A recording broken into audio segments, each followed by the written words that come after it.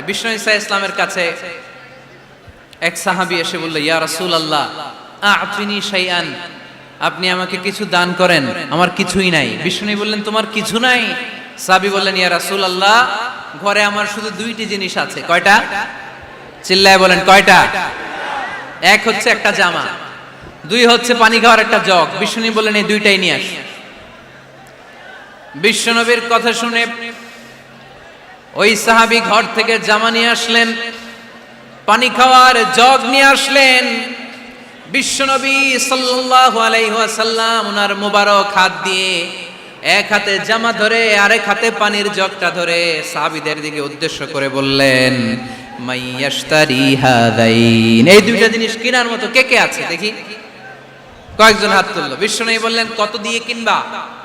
এক সাহাবী বলে, ইন্নী আশতারিহিমা বিদিরহাম, ও নবী যদিও এগুলো আমার দরকার নাই, কিন্তু আপনি যেহেতু নিলামে ডাক তুলেছেন, ইয়া রাসূলুল্লাহ ইয়া হাবিবাল্লাহ, আপনার সম্মানে আমি 1 দিরহাম দিয়ে দুইটা জিনিস কিনে নেব। 1 দিরহাম, একটা জামা, একটা পানি খাওয়ার জগ, দাম কত? 1 দিরহাম। বিশ্বনবী বললেন, না না, 1 দিরহাম তো অনেক কম হয়ে যায়, মাইয়াজিদু আলা যালিক, এর চেয়ে বেশি দামে কে কিনবা? আরেক সাহাবী হাত তুলে বলতে লাগলো, ইয়া রাসূলুল্লাহ ইয়া হাবিবাল্লাহ ওয়া ইন্নী আশতারিহিমা বিদিরহামাইন, আমি এই জামাটার পানি খাওয়ার জগটা 1 দিরহাম নয় 2 দিরহামের বিনিময়ে কিনতে চাই। বিষ্ণু ঈসা ইসলাম ওই সাহাবাকে দিয়ে দিলেন। দিয়ে 2 দিরহাম নিয়ে যে লোকটা ভিক্ষা করতে এসেছিল তার হাতে 2 দিরহাম দিয়ে বললেন, যাও 1 দিরহাম দিয়ে ঘরে খাবার কিনে দিয়ে আসো, আরেক দিরহাম দিয়ে একটা কুঠার কিনে নিয়ে আসো। শুনতেছেন? কি কিনে নিয়ে আসো? কুঠার দিয়ে কি করে? গাছ কাটে। ওই সাহাবী কুঠার কিনে নিয়ে আসার পরে বিশ্বনবী নিজ হাতে কুঠারের মধ্যে একটা কাঠের হাতল লাগাই দিলেন। আল্লাহু আকবার! হাতল ছাড়া কুঠার ইউজ করা যাবে? বিশ্বনবী নিজ হাতে ওই কুঠারের ভেতরে একটা হাতল লাগাই দিলেন আর বললেন, লা উরিদু আন আরাকা 15 আইয়াম, এই কুঠার নিয়ে জঙ্গলে যাও, গায়ে অনেক শক্তি আছে, কাঠ কাটো, এই কাঠ কেটে বাজারে বিক্রি করো, সামনের 15 দিন যেন আমি আমার চোখের সামনে তোমার না দেখি। বিশ্বনবীর পরামর্শ অনুযায়ী কুঠার নিয়ে ওই সাহাবী জঙ্গলে চলে গেলেন। কাঠ কেটে বাজারে বিক্রি করতে করতে 15 দিন পরে 10 দিরহাম নিয়ে বিশ্বনবীর দরবারে হাজির হয়ে গেলেন। 10 দিরহাম নিয়ে বিশ্বনবীর কাছে হাজির হয়ে গেলেন।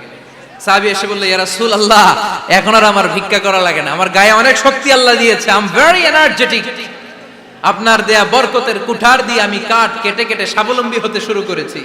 সুবহানাল্লাহ পড়েন।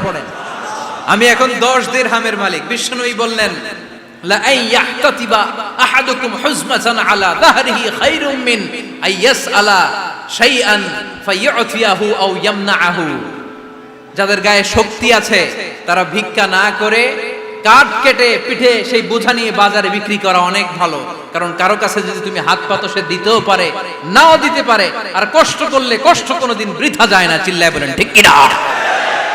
বিষ্ণু ঈসা ইসলামের অনুপ্রেরণায় এই সাহাবা অল্প কিছুদিনের ব্যবধানে স্বাবলম্বী হয়ে গেলেন।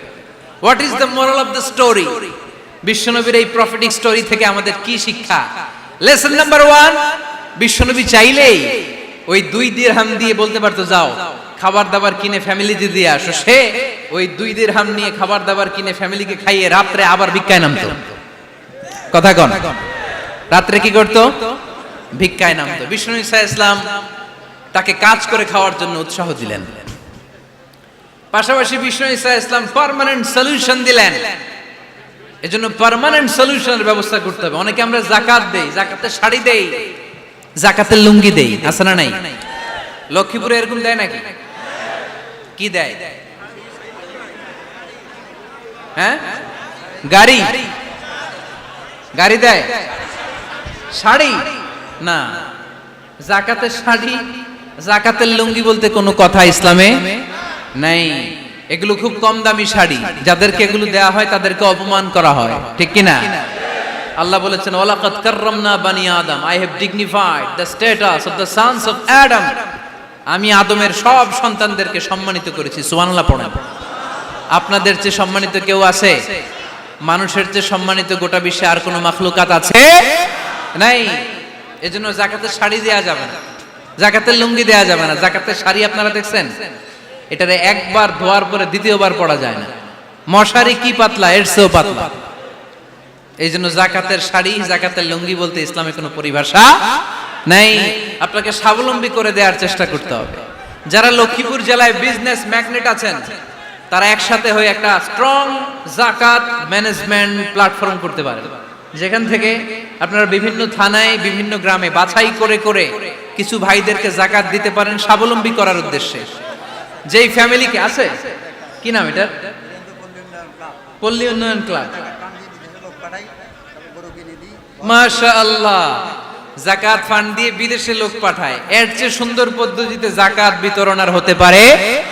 যেই লোকটাকে, যেই ছেলেটাকে বিদেশে পাঠানো হয়েছে, ওই ফ্যামিলিটা আর কোনোদিন যাকাতের শাড়ি নেওয়ার জন্য লাইনে দাঁড়াবে?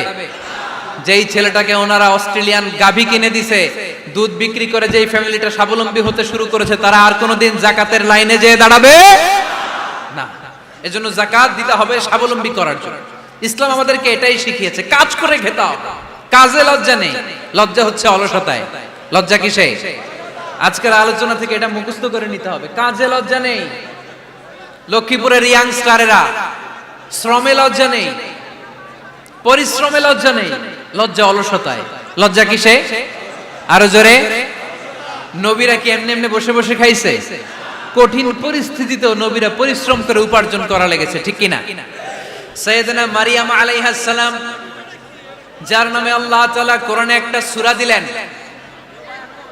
উনি পৃথিবীতে এমন একজন মহিয়সী নারী, যেই নারীর গর্ভে, যেই নারীর পেটের ভেতরে স্বামীর স্পর্শ ছাড়া সন্তান দিয়েছে কে? সাইয়েদনা ঈসা আলাইহিস সালাম পেটে আসলেন। মারিয়াম আলাইহিস সালাম লজ্জা পেলেন।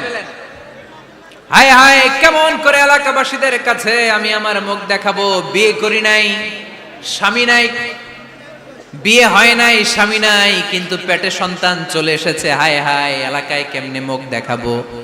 লজ্জায় পড়ে মারিয়াম আলাইহিস সালাম এলাকা থেকে চলে গেলেন। কি অবাক করা কাণ্ড! বাচ্চা ভূমিষ্ঠ হওয়ার জন্য, বড় হওয়ার জন্য 6 মাস 7 মাস লাগে নাই, পেটে বাচ্চা আসার সাথে সাথে বাচ্চাটারে বড় করে দিয়েছে কে? সাইয়েদাতুনা মারিয়াম আলাইহিস সালাম এবার বসে পড়লেন, বুঝতে আরম্ভ করলেন প্রেগন্যান্সির পেইন উঠেছে। হঠাৎ করে পেট থেকে বাচ্চা ভূমিষ্ঠ হয়ে যাওয়ার পরে উনি কাঁপতে আরম্ভ করলেন। ক্ষুধার চোটে খাবার কিছু নাই, সামনে ঝর্ণা, উপরে একটা খেজুর গাছ। সাইয়েদনা ঈসা আলাইহিস সালামকে কোলে নিয়ে মারিয়াম আলাইহিস সালাম মনে মনে ভাবে, হায় রে, কেউ যদি একটু খেজুর পেড়ে দিত, এই ক্ষুধার মুহূর্তে আমি খেজুর খেয়ে পেটের ক্ষুধা নিবারণ করতাম।